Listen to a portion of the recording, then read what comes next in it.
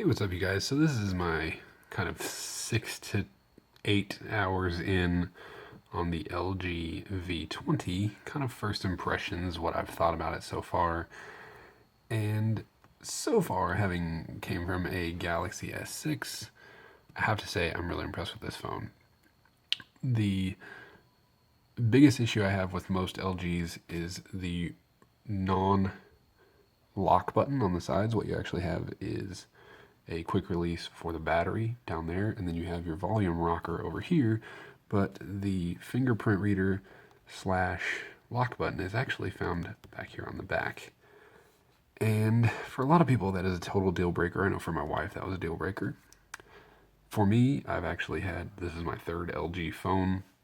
It's really fine. One of those was a flip phone, but still, it counts. So, this one, you have this panel up here that is actually a separate screen. This is a separate set of pixels. So what that amounts to is that when the phone locks, right here, you have an always-on screen here. If you put it into your pocket, I think it works off of the camera. No, okay. When you put it into your pocket or when it goes to sleep, that will actually shut off. And then as soon as you pull it out of your pocket, that lights up. It uses almost no battery. I'm sure there's specs out there somewhere, but I have noticed no hit from it so far. Compared to what you would expect. And then you have the LG knock feature that is still just as shoddy as it was before. but that is nice if you've got, like, say, your phone just laying on a coffee table or something, and you want to be able to reach over and then check your messages or something. You can do that by just tapping on it, not having to actually pick it up because their lock button is on the back. Granted, that wouldn't be an issue if their lock screen was actually on the our lock button was actually found on the side of the phone, but is what it is. This is a QHD screen, same as the S6, S7, Note 7 was before it exploded. It's a 1440p, 2560 by 1440p screen, so you get a crazy sharp image on this, I believe, 5.7-inch display. You have dual front-facing, if you can see them there. There are dual facing cameras right here, and yep, dual cameras on the back as well, which is awesome. It is pretty cool, and it does allow for this other feature. Camera is basically the biggest selling point on this particular phone. You have loads, and I mean loads of options here. Let's go to mode. You have this thing called the multi-view, and this is going to be very revealing of where I actually record this at. Whoa, look at that. Can record in, there's my Samsung. You can record with both cameras at the same time. You can cycle through if you want to use the lens that is not as wide angle or the wide angle lens on both, which is very cool. You can use both like that. I don't know, I think that's very neat. I haven't found an actual use for it yet, but it's there. And it also has a very, this is freaking me out having myself just on there. It also has an extremely customizable manual mode, which was on the V10 as well. You can switch between your lenses. As you can see here, that's a super, super wide angle lens, or you can switch back to your normal lens. What you can do here, as you can see across the bottom of the screen, you can adjust your white balance, your focus, your exposure. See, there we go. Kind of an exposure correction thing. You can adjust your ISO, which is basically how you would take, for those of you unfamiliar with cameras, that's how you would take a photo in a darker area. You will sacrifice a little bit of grain depending on how high you go. I believe it goes up to 3200. So that you can take a photo in a darker place. You'll lose some of your sharpness, but you can still capture the photo in a really, really dark room. And then here's the coolest part, your shutter speed. You can adjust your shutter speed on this thing all the way down to 1/30th, all the way up to 1/3200th for video. If you're in manual photo mode, yeah, that's right, 30-second exposure time for time-lapse photography, or not time-lapse photography, like light trail photography and things like that. I'm really looking forward to experimenting with this. That is something I have sorely missed since selling my DSLR about a year ago. Being able to do light trail photography and things like that.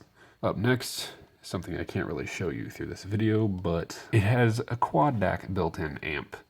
What that means is that if you have some good high quality headphones, you plug them in right there to your headphone jack, because it has a headphone jack, and you will get a little bit more out of those headphones than you would out of another phone using those headphones. If you have some really good high quality headphones, they're going to sound better on this phone than any other phone you've ever used them on. I can pretty much promise you that. I have one really good pair of headphones.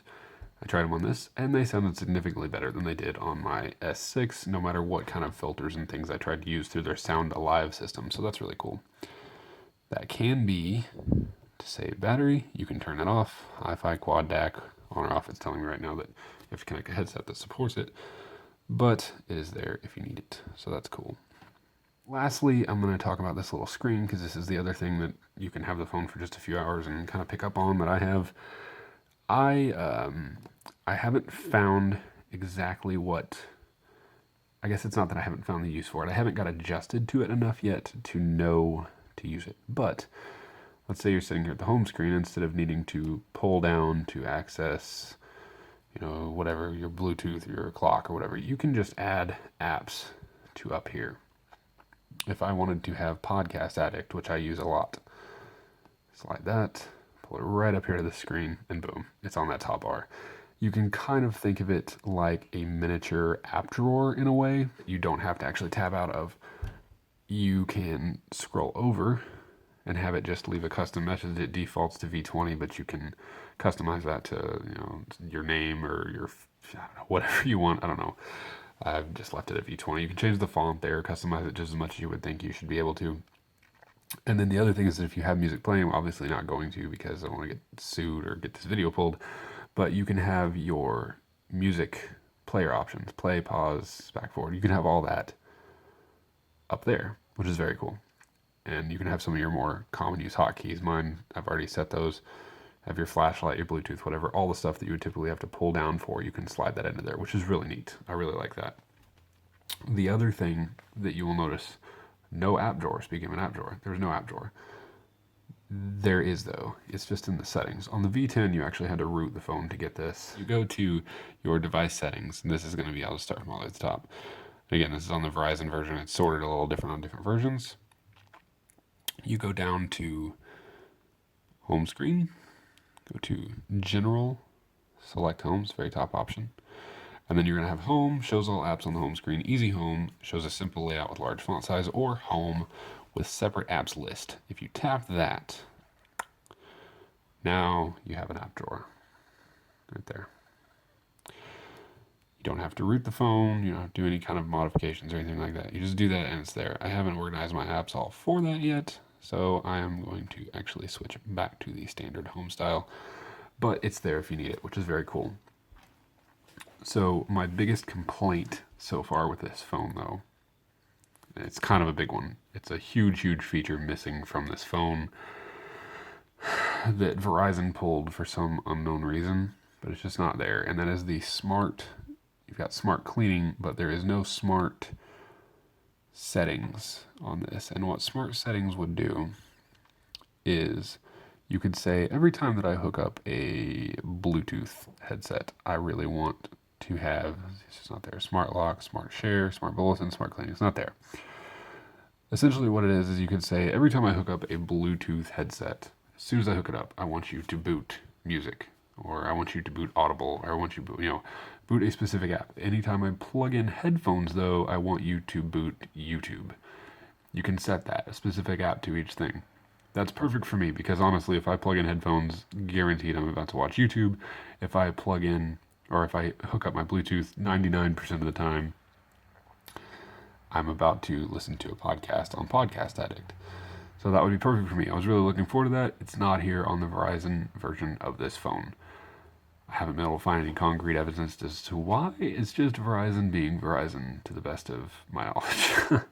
The other feature with that is disabled from those smart settings just not being there entirely is that you can, on the versions of this phone that have this, You can set up to where your Wi-Fi will just shut off as soon as using location service. As soon as you leave your house, it will shut itself off so that it doesn't eat data searching and searching and searching, trying to find Wi-Fi while you're driving down the road, while you're walking, whatever. Great data saving feature. That being said, I think while recording this, it just clicked why they might have disabled that to cause people to use data more. So, conspiracy theorist. I'm going to look and see if there's a way to fix that. If there is, in my next update video, I will have that in there because I was really looking forward to those features on this phone, and that really sucks that they're not there. So, yeah, that's pretty much all I've got to say about it so far. I honestly really like the look of the phone. I really love the feel of the phone. I like the screen size. It seems manageable, actually, I can use most of this. I'm not even left-handed, and this feels pretty natural. So, yeah, so far, I'm really digging it. It's a great phone. Like I said, you got your button on the back. If that's a deal breaker for you, then I don't know what to tell you, but that's your fingerprint reader and your lock screen button, or your lock button. There you go. Thank you for watching this video. If you enjoyed it, please don't forget to click that like button. It helps me out so much. And if you disliked it, feel free to leave a comment and let me know why in the least hateful way possible. Constructive criticism is always a wonderful thing to have. Have a great day, everybody.